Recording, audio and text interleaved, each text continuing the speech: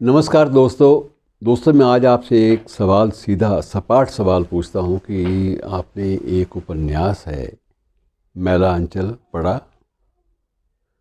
यकीनन आप ये कहेंगे कि नहीं, हमने सिर्फ नाम सुना है, पढ़ा नहीं है। लेकिन यही सवाल अगर आप रूस में, वर्तमान रूस और अतीत में सोवियत संघ के किसी नागरिक से पूछेंगे, किसी साहित्य के विद्यार्थी से पूछेंगे, तो वो बताएगा आपकी मैला अंचल पढ़ा, रूसी भाषा में पढ़ा। और मैला आंचल की जो पहला संस्करण था जो छपा रूस में, उसकी 5 लाख प्रतियां पहले संस्करण की बिक गई थी।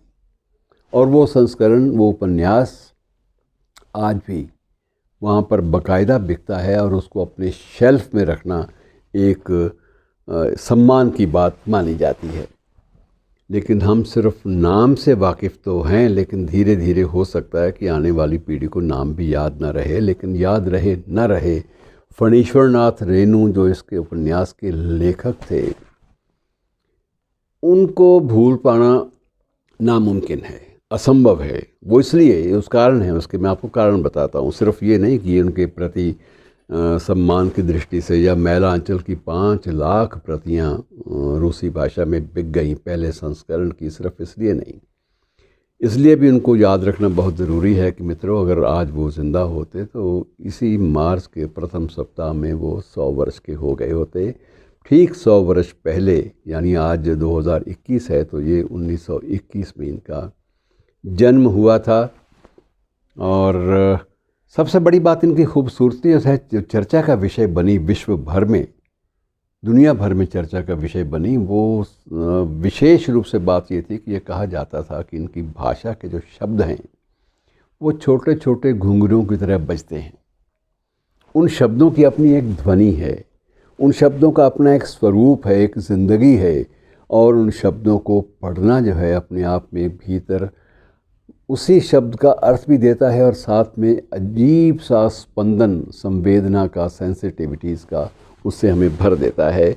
ऐसे महान लेखक को उसकी जन्म शती के अवसर पर याद करना एक बहुत सौभाग्य की बात है। फणीश्वरनाथ रेणु की 3 कृतियां जो हैं वो बहुत ज़्यादा लोकप्रिय रहीं।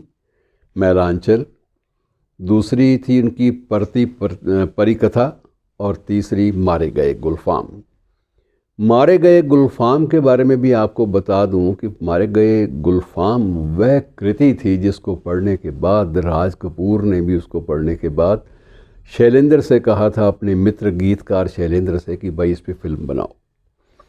शैलेंद्र ने कहा था कि मैं तो पहले ही सोच चुका हूँ इस पे फिल्म बनाऊंगा, लेकिन मारे गए गुलफाम की जगह मैं इसका नाम जो है वो तीसरी कसम, फिल्म के टेक्निक के लिहाज से मैं इसका नाम ज़रूर बदलूँगा, लेकिन बाकी चीज़ें वही रहेंगी। और मारे गए गुलफाम तीसरी कसम के रूप में फ़िल्म बनी। ये बात अलग है कि फ़िल्म पिट गई। पिट इसलिए गई कि उसमें बॉक्स ऑफिस की जो चटपटेदार जो सामग्री होती है उसका नितांत अभाव था, लेकिन उसके गीत भी बेहद लोकप्रिय रहे। सजन रे झूठ मत बोलो, खुदा के पास जाना है, न हाथी है न घोड़ा है, वहाँ पैदल ही जाना है। तो ये गीत आम आदमी की ज़बान का हिस्सा बन गए थे और बड़े शौक़ से लोग इसको गाया करते थे। और ये विशेषता थी फणीश्वरनाथ रेणु की कि वो शब्द को उसके सही संस्कार के साथ, सही परिवेश के अनुसार ही प्रयोग में लाया करते थे।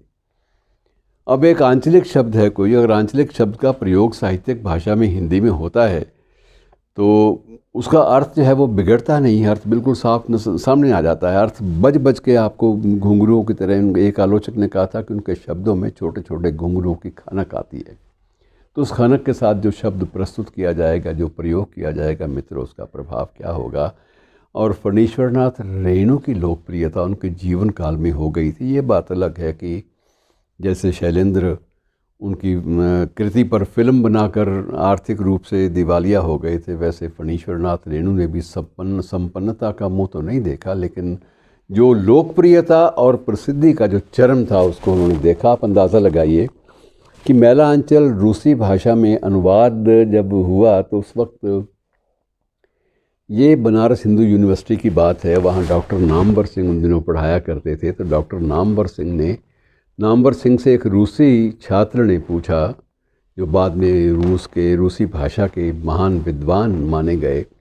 उन्होंने पूछा कि मैं किसी एक कृति का, किसी एक उपन्यास का अनुवाद करना चाहता हूँ और मुझे ये बताइए कि भारतीय परिवेश में सबसे बड़ा उपन्यास कौन सा है। तो अपनी शेल्फ में से डॉक्टर नामवर सिंह ने मैला आंचल निकाल के दिया कि अगर ऐसा ही है, सर्वश्रेष्ठ उपन्यास अगर पढ़ना चाहते हो या उसका अनुवाद करना चाहते हो तो ये है, उसको ले जाओ।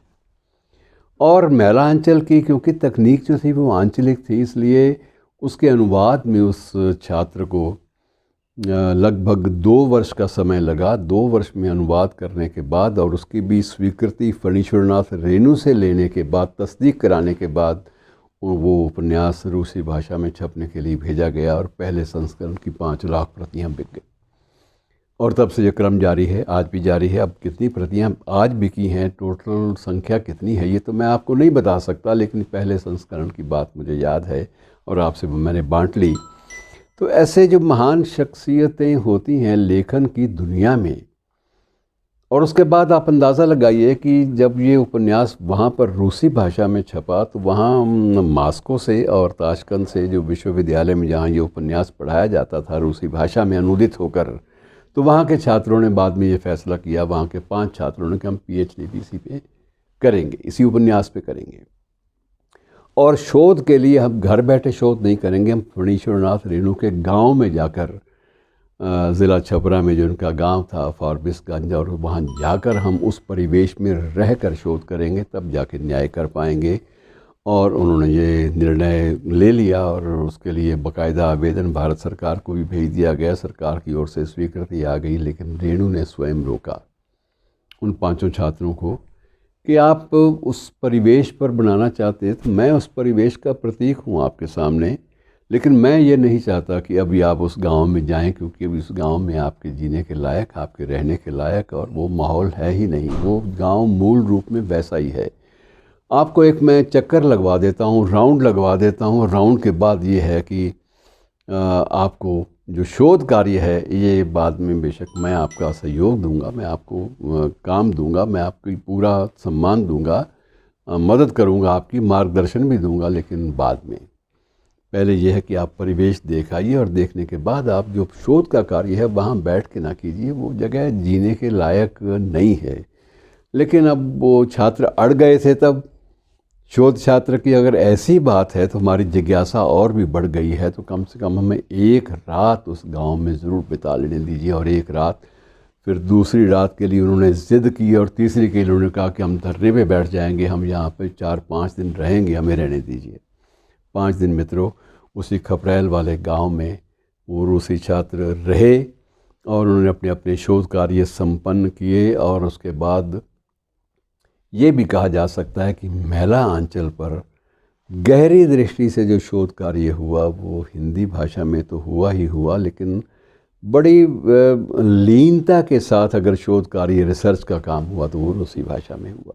अब ऐसे लेखक को आप किस तरह से याद नहीं करेंगे? उनकी जन्म शती के अवसर पर उनको नमन कीजिए, और इसलिए भी नमन कीजिए कि वो कोई बहुत पुरानी बात नहीं है। अभी 77 के दशक में ही उनकी मृत्यु हुई थी, और ऐसी शख्सियत को उनकी जन्म शती के अवसर पर याद करना भाषा के प्रति और आंचलिकता के प्रति नमन करने वाली बात होती है। मित्रों, शुक्रिया।